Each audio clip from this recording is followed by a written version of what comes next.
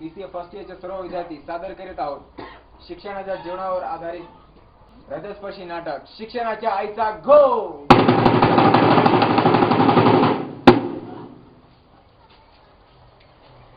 माझी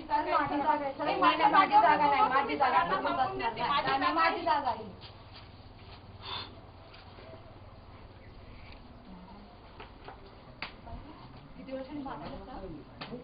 अरे मुलांनो थांबा. गुरुजी नाही हात मला खोडा झालं बोलून. ना गुरुजी. काय बोलायचं बोल. पुस्तक फाडलं गुरुजी. तर पहिला मला मारतो नंतर मग गप्पा बसा. धिंगाणे करण्यासाठी गावभर आहे ना तुम्हाला. शाळेत कशासाठी येतात? शिकण्यासाठी ना. चला सर्वजण पुस्तक उघडा मराठीचं. पान क्रमांक 15.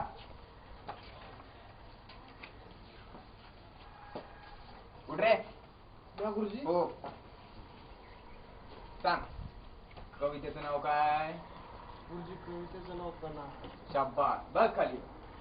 पोरांनो कवितेचं नाव काय? कणा. मग कणा कविता तुम्ही माझ्या मागे. पावसात आला कुणी. पावसात आला कुणी. कपडे होते गरमलेले. कपडे होते गरमलेले. केसांवरती पाणी. केसांवरती पाणी. उठ ग. मी हो. काय गुरुजी? पाणी कुठे होतं? मला माहित नाही. माहिती नाही. तू रे शेवटचा LLB Lord of the last bench. उठ. मला सांग पाणी कुठे होतं? गुरुजी. थांब रे. पाणी कुठे होतं? का माहिती नाही? गुरुजी माझ्या पुस्तकाचं पानच फाटलं. पुस्तकाचं पान फाटलं? कसं? गुरुजी हा इमान करून ठेवला गुरुजी त्याचं. अच्छा अच्छा अच्छा. म्हणजे पुस्तकाच्या पानाचं विमान करून ठेवत होता. हा गुरुजी.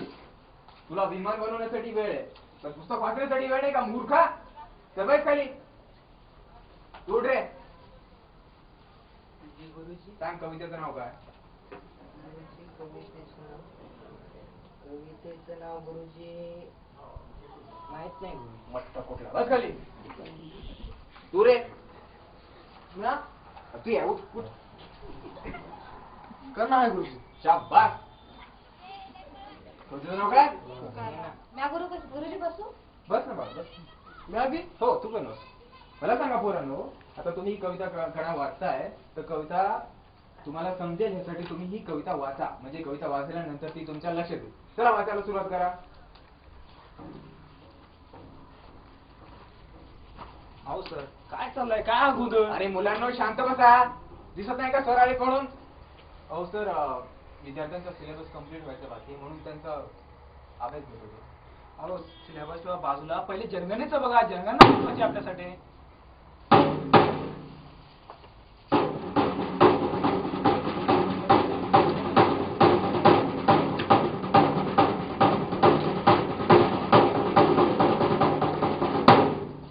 नमस्कार गुरुजी. नमस्कार.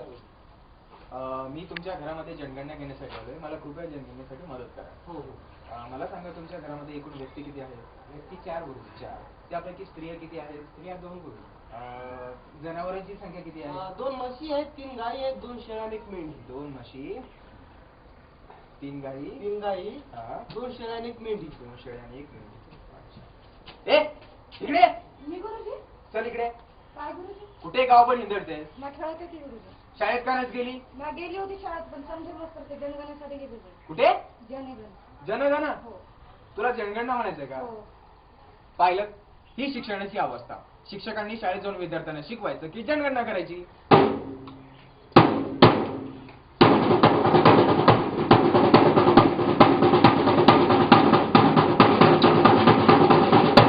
हॅलो कुठेच का? ऑनलाईन केला आजची ताजा खबर. आजची ताजा खबर. सरकारी शिक्षणाचा दर्जा ढासळला. आजची ताजा खबर. सरकारी शिक्षणाचा दर्जा ढासळला. आजची ताजा खबर. सरकारी शिक्षणाचा दर्जा ढासळला. बघा बघा आजची ताजा खबर. सरकारी शिक्षणाचा दर्जा ढासळला. कॉल करतो. बाय. काय चाललंय या शिक्षणात?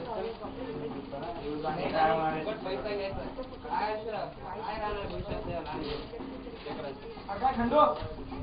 काय म्हणतो कुठं? काय नाही आज चाललो होतो इकडे. अरे नको वाचा खेळमाचा यार. शिक्षक आहे ना नुसते बसून पैसा घ्यायचा त्या विद्यार्थ्यांना आयुष्य पुन्हा अंधारात घालायचं. या सरकारी शिक्षकामुळे शिक्षणाची पार वाट लागली. अरे पाल्याने भरोसा तरी कसा ठेवावा या शिक्षकावरती? जर शिक्षकच असे वागू लागले तर मुलांचं ते भविष्य काय ठरवणार आहे? असे रिकामटेकडे शिक्षक फक्त फुकटचा पगार घेतात. अरे रे, काय या विद्यार्थ्यांची अवस्था पाहिलंच किती किती खालावलेला आहे दर्जा यांचा. अरे काय भविष्यात सर सांग बरं असे देव जाणे काय होणार आहे. अशा शिक्षकांमुळे ते पण असे शिक्षक फक्त 9 महिने रजेवर राहतात. अरे शिक्षक म्हणजे फक्त रिकामटेकडे हे दुसरं काही नाही. अरे यार काय नाही.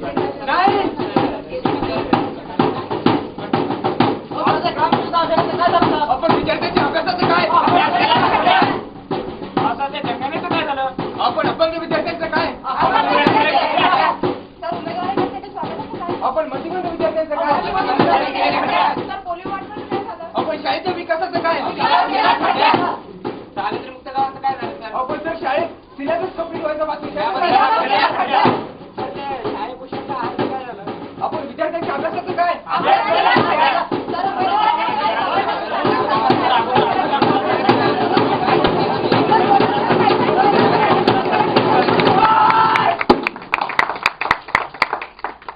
बस. शिक्षक शिक्षक शिक्षक शिक्षक म्हणजे काय बाजारातली खेळणी म्हटली तुम्हाला लोकांना? विकत घेतला आणि खेळत बसले. काय म्हणणं होतं तुमचं? ते ग्रामस्वच्छता अभियानाचं काय? ग्राम स्वच्छता अभियानाचं सोडा. इथे शाळेची स्वच्छता नाही त्याचं काय?